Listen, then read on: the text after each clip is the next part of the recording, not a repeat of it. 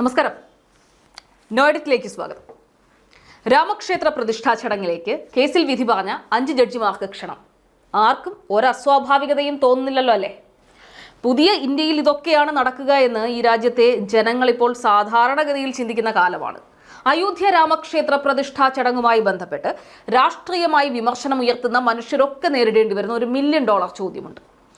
ഈ രാജ്യത്തിന്റെ പരമോന്നത നീതിപീഠമായ സുപ്രീം കോടതി 3 പതിറ്റാണ്ടുകാലം വാദപ്രതിവാദങ്ങളും തെളിവുകളും കേൾക്കുകയും കാണുകയും പരിശോധിക്കുകയും ഒക്കെ ചെയ്ത ശേഷമല്ലേ അമ്പലം പണിയാൻ അനുമതി നൽകിയത്?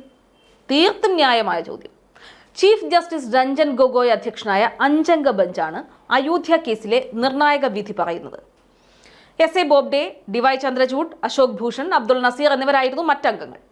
ഇനി ഇവരൊക്കെ ഇപ്പോൾ എവിടെയാണ്, എന്ത് ചെയ്യുന്നു എന്നുകൂടി പരിശോധിക്കാം. വിധി പറഞ്ഞ ബെഞ്ചിന് നേതൃത്വം നൽകിയ ചീഫ് ജസ്റ്റിസ് രഞ്ജൻ ഗൊഗോയ് ഇപ്പോൾ രാജ്യസഭയിലെ BJP MP ആണ്. അതും ചീഫ് ജസ്റ്റിസായി വിരമിച്ച് 3 മാസങ്ങൾക്കുള്ളിൽ തന്നെ അദ്ദേഹം രാജ്യസഭാ MP ആയി. ബെഞ്ചിലുണ്ടായിരുന്ന എസ് എ ബോബ്ഡെ പിന്നീട് ചീഫ് ജസ്റ്റിസായി വിരമിച്ചു. അബ്ദുൾ നസീർ നിലവിൽ ആന്ധ്രാപ്രദേശ് ഗവർണറാണ്. ഈ ജഡ്ജിമാരെ പ്രതിഷ്ഠാ ചടങ്ങിലേക്ക് ക്ഷണിച്ചിട്ടുണ്ട്. രാജ്യത്തെ ധനകാര്യ സ്ഥാപനങ്ങൾക്ക്, റിസർവ് ബാങ്കിനൊക്കെ അന്ന് ഉച്ചയ്ക്ക് 2:30 വരെ അവധി നൽകിയിരിക്കുകയാണ്.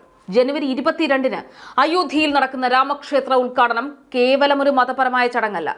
അതിന് വ്യക്തമായ രാഷ്ട്രീയവും ധ്രുവീകരണ അജണ്ടയുമുണ്ട്. രാമനെ ഉപയോഗിച്ചുകൊണ്ട് രാജ്യത്തെ വിഭജിക്കാനുള്ള ശ്രമമാണ് നടക്കുന്നത്.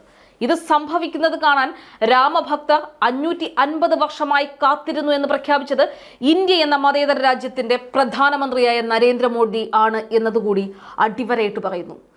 മതേതര രാജ്യത്തിന്റെ പ്രധാനമന്ത്രി ഇക്കാര്യം ഒന്നുകൂടി അടിവരയിട്ട് പറയണം.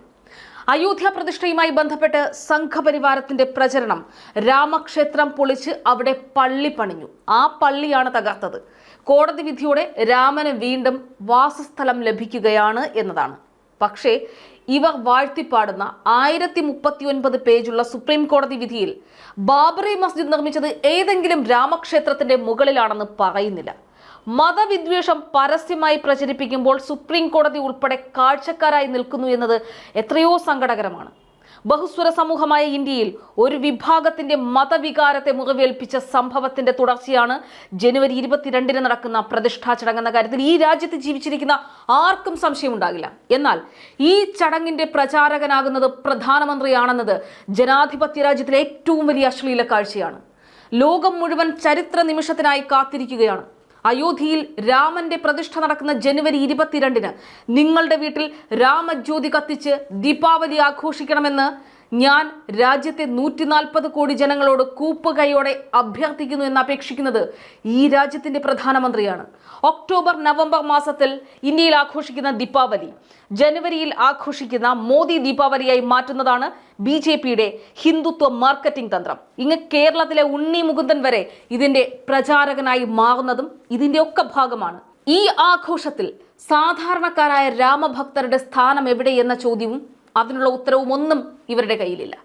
രാമനെ ആരാധിക്കുന്ന സാധാരണക്കാർ 22-ന് അയോധ്യയിലേക്ക് വരരുത് എന്നാണ് പ്രധാനമന്ത്രി ആവശ്യപ്പെട്ടിരിക്കുന്നത്. വൻകിട വ്യവസായികളോടും സിനിമാ താരങ്ങളോടും പ്രമുഖ കായിക താരങ്ങളോടും ഒന്നും ഇങ്ങനെ പിന്നീട് വരാൻ മോദി ആവശ്യപ്പെട്ടിട്ടില്ല. രാജ്യം ഭരിക്കുന്ന ഭരണകൂടം നടത്തുന്ന ഭരണഘടനാ ലംഘനം ചെറുതൊന്നുമല്ല. പ്രതിഷ്ഠാ ചടങ്ങിന് നേതൃത്വം നൽകുന്നത് നരേന്ദ്രമോദിയാണ്. പ്രതിഷ്ഠാ ചടങ്ങിന് മുൻപുള്ള പൂജകളുടെ പ്രധാന യജമാനൻ RSS നേതാവായ അനിൽകുമാർ മിശ്രയാണ്. അതായത് ഇത്തരം മതപരമായ ചടങ്ങുകൾക്ക് ആത്മീയാചാര്യന്മാർ നേതൃത്വം നൽകുമ്പോൾ അത് പൂർണ്ണമായും ആത്മീയ കാര്യമെന്ന് നമുക്ക് വിശ്വസിക്കാം. പക്ഷേ രാഷ്ട്രീയ നേതൃത്വം ഇതിന്റെ ഭാഗമാകുമ്പോൾ ഇതൊരു രാഷ്ട്രീയ പരിപാടി മാത്രമാണെന്ന് വ്യക്തമായി ഉറക്കെ നമുക്ക് പറഞ്ഞുകൊണ്ടേയിരിക്കണം.